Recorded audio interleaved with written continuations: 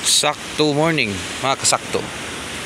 Mga kasakto, update na tayo sa ating talong na yan o,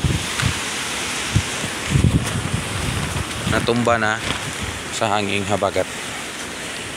So yung iba is may natitira, pero mostly natumba talaga dito sa area na to. So medyo hindi masyado natamaan, pero kagabi lumakas. Hindi ko na yung monitor kasi nung mag live tayo kung gabi, nung i-video pa natin, so napakalakas yung hangin ni Krising.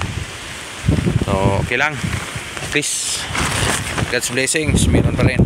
Survive, schedule for harvest na cancel, it's because napakalakas yung hangin.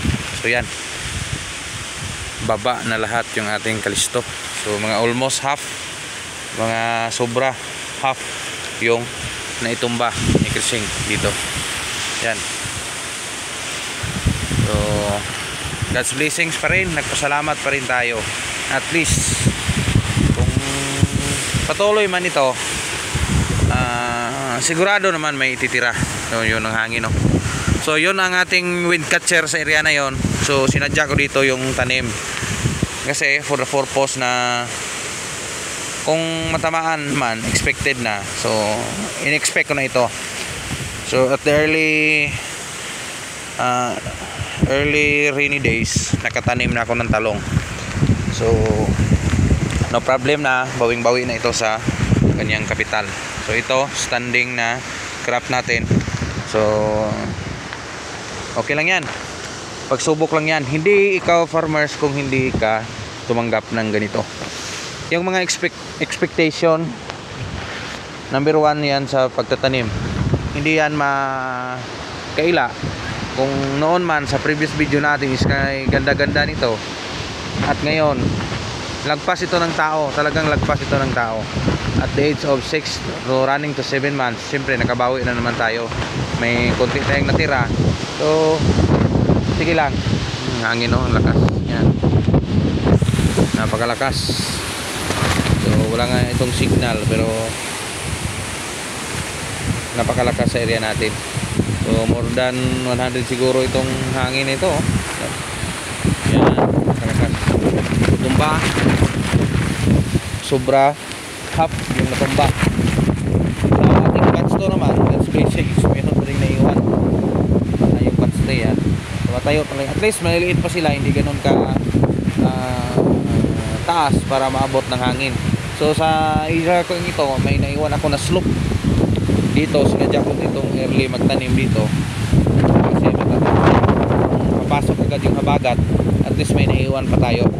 So ang pinaka ibig ni talong yung kung magtatanim kayo ng may bunga. So dito sa ating batch to, talagang lutang na lutang yung parang yun yung talong yan nasa baba na lang.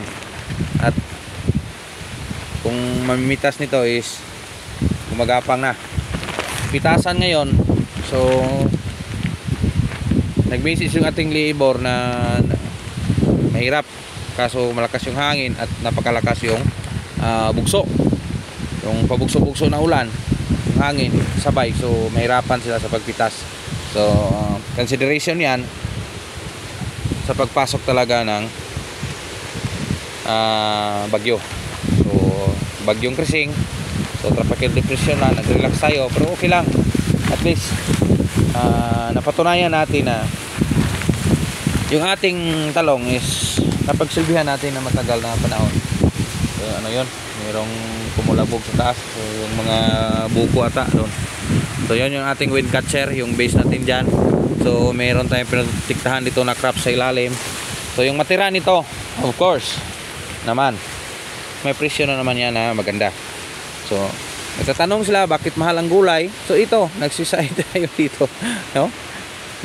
Yan. Ito sa batch 1, medyo lalim yan yung ating batch 1, no? So batayo pa rin, God's blessings, mayroong natira sa batch 1. Yun si batch 2, parang ubos na ubos. more than half ni batch 2 is dumadapa. Yung batch 3 kasalukuyang tumatayo pa rin. So yan ang update ng ating area, Canlaon City, Negros Oriental. Hindi naman yung bulkan yung kalaban natin dito. Yung panahon na naman. God's blessings, may natira pa. Salamat, Insakto TV.